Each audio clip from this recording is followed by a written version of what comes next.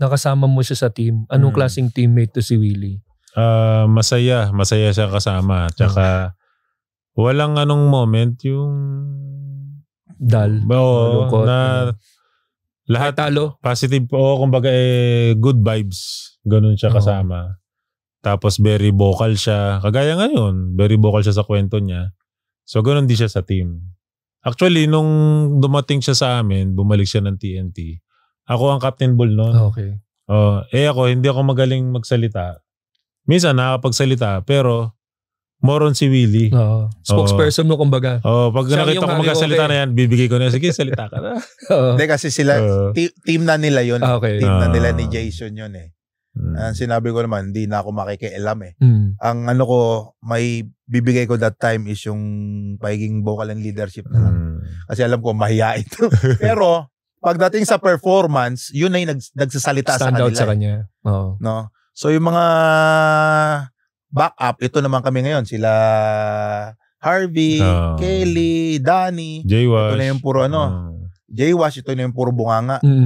Sige, boom. Okay lang, ready tayo ha. Suportahan natin sila kasi alam namin yung role na namin. Yun ang kagandaan ng team namin. Ito, as a player ha, kasi ikaw talaga offensive threat to, magaling.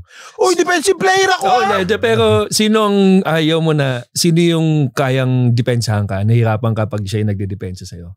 Meron bang ganon? Sa akin, wala. Kailangan dobolin to eh. Kasi so practice ako ng practice, sagad ako sa ensayo eh. Ang ko is, dinodouble ako, and willing passer naman ako, okay naman ako. So, wala akong personal na one-on-one eh. Na-enjoy mo yung one-on-one nyo na pag... Kasi, kada practice, one-on-one na laro ko. Engka eh. Engka. So, malaki, ang feel ko parati, galing. Pag malaki, mas matulin ako. Pag maliit, mas mabigat ako. So, nagpabigat ako, na hindi ko mukha akong mabagal pero hindi nawala yung quickness ko. Hindi speed quickness.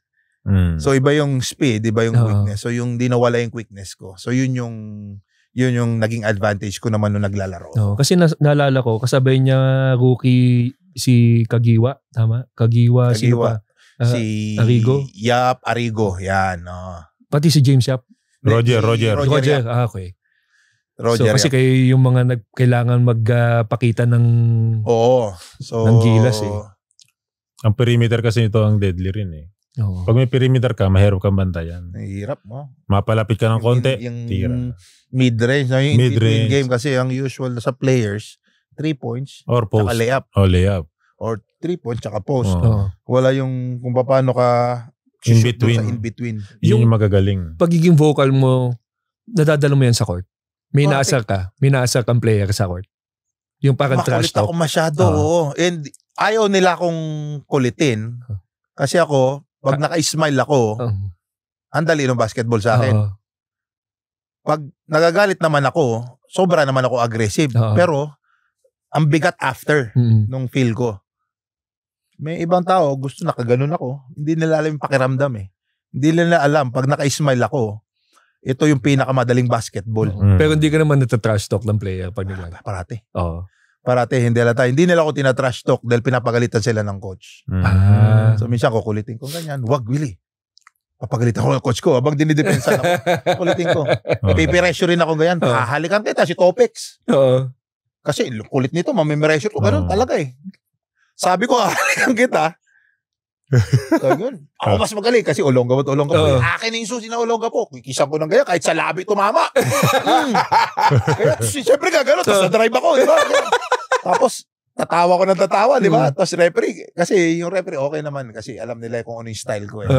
Walang technical dati. Hindi naman masyadong sensitive dati. Kinis mo talaga baka technical lang ngayon yun.